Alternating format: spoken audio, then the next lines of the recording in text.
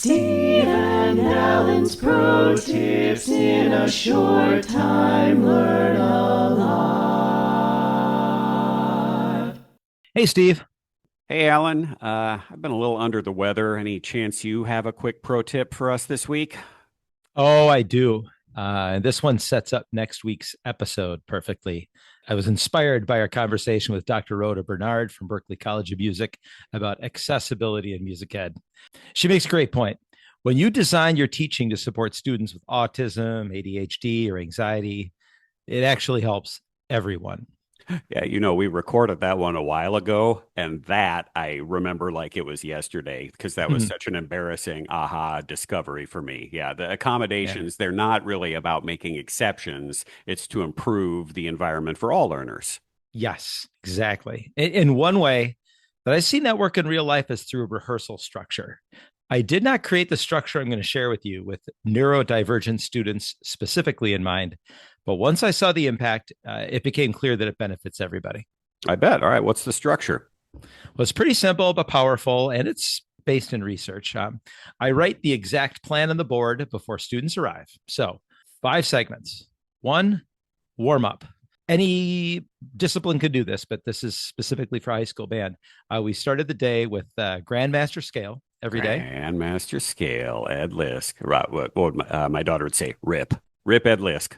Yeah, yeah. There's a giant in music ed that we lost just a couple weeks ago. Anyway, the Grandmaster scale every day, followed by something from one of our warm-up books. Then 1 minute to do whatever. I didn't write that on the board. Next, piece number 1, the first piece we were working on, with the starting measure number noted. The next, after 1 minute of whatever, piece number 2, also with measure numbers and some specific ranges. Explain why in a moment. Then finally, piece number 3, which is almost always a run through, and then announcements. So I would like to walk through why each part matters. Yeah, real quick though, you were saying in between 1 minute to do whatever. What do you mean? Like they were playing, or 1 minute for you to do something that you didn't have scheduled, or what happened during that minute? Students could talk to each other. Oh, okay, yeah. They could noodle. They could practice. I might walk over and talk to a student about something technical or something social, but that 1 minute of downtime between each rehearsal segment was helpful. So each rehearsal segment ends with, okay, block M march, measure 70 in 1 minute. 1 minute, and then they got time to decompress or do whatever. Yeah, cool. Mm-hmm. All right, so how's this work? Okay, so warm up starts at the same time every day. In my world, it's been a few years, but I remember 12:53. Yeah, funny how we never forget that, right? Mine was 8:58. Yep. There we go. Yeah. So we'd just start at 12:53 and we would start. Now, this was 3 minutes past the bell. So allowed everyone to adequately prep and even noodle around a little bit.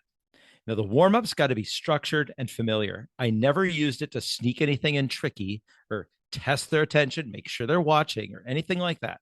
The routine helps students settle in, and those who might be dealing with anxiety or sensory overload, that predictability is calming. I also don't say a word if I can help it. I want to interrupt the silence with music, not my voice, in the first part of rehearsal. Yeah, it's good behavior management strategy too. And then we'd work on our first piece of the day, and it's intentionally accessible. We'd play a section of something that sounds good enough at the time, and it feels achievable, like easing into the day. Students get a little early success. They build some confidence. It's kind of like stretching gently before a workout. I would stop and work on 2 or 3 segments. We would do some rehearsing, and that might be the first time they hear my voice. And this part of rehearsal might be about 30% of our time working on music. Then 1 minute to do whatever, and then we move into piece number 2, which was our deep dive. We would dig in and do the hardest work. I'd put those specific measure numbers on the board because some students might work on it during that noodling time before 12:53. Research shows that rehearsal engagement tends to be the most solid about halfway to 2/3 of the way through the time. They're warmed up, they're confident enough. It's the golden mean, if you're familiar with that concept. And because students know that this is the structure each day, they are ready for that challenge when it comes. They're not like, oh, we're really working hard on this. It's like, no, that's just the time of rehearsal that we do it. And they know that it will not take the whole rest of rehearsal because we always do the thing that comes next, the piece number 3. But it will take about 50% or a little more of our working time. Then comes piece number 3, the victory lap. Usually a straight run through of something familiar, especially if it's late in the season. Minimal interruption, maybe stop to correct 1 or 2 things, but like no succumbing to the temptation to dig way in. Could save that for another day. I might make a note. This isn't the breeze that I thought it was, but I would save it for later. This would be just like 10 to 15% of our music making time, and we never skip it so that we end rehearsal with confidence and in time for 1 to 2 minutes of announcements. We do announcements just in that list, minute or 2, never earlier. Students learn that we don't waste time by ending early, and that I respect their time by always dismissing 3 minutes before the bell so they would have time to clean and completely put away their stuff. If you're adapting this to a choir rehearsal, might not need that much time, but regardless, enough time so that they're not late to whatever's next. And that trust and consistency would build respect, and it reduces behavior issues and restlessness and packing up early because they know I'll always let them go on time. So if our good friend David Lang were listening to this right now, he'd probably think, well, yeah, I did all that stuff.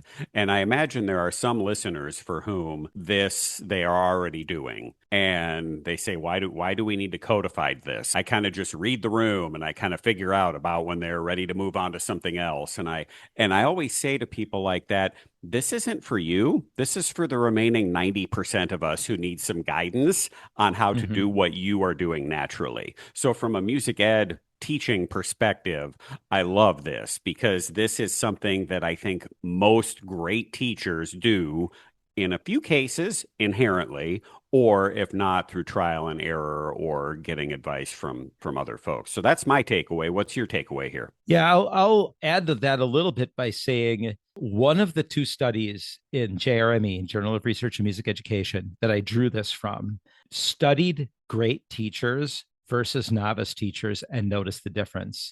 And they saw just what you just said, that great teachers do this kind of thing. The takeaway, I think, is that structure lowers barriers, that students with ADHD, autism, anxiety, sensory stuff, they benefit from clear expectations and routines. But so does every other student. Yep. When they don't have to guess what's coming next, they're free to focus on the music. And then the boundaries are good for me too. Like you just talked about reading the room and going with whatever's needed. Well, that would get me bogged down in the first piece of the day and not getting to the second or the third. And then not apologizing for it and saying, well, we had a lot of work to do on that, but that structure really keeps the attention higher. The other thing I like about this, I talk to my students or younger teachers about sort of the pie chart of how much energy or effort or focus you have. And I like to point out that if you are dedicating 99% of it to managing the classroom, then you only have 1 left to work on musical things. And I feel like here it's sort of similar, where when we're not burning energy on what are we doing, we can spend that energy on how does the group sound? What do they need to be doing? Basically making music and making the music better. Yeah, and it kind of flies by too if you're structuring it like this, I think. So this again connects so well to next week's episode with Dr. Rhoda Bernard, and she'll go deeper into this concept and some others as well, but really talk about how universal design in music education isn't just helpful, it's essential, helpful to everybody. Yeah, it's a good one. In the meantime, listeners, give Alan's rehearsal structure a try or adapt it a little bit to your own style. Predictability might be the most underrated tool in your toolbox. Thanks, Steve. Thanks, Alan. Get well soon. Steve and Alan's Pro Tips in a short time. Learn a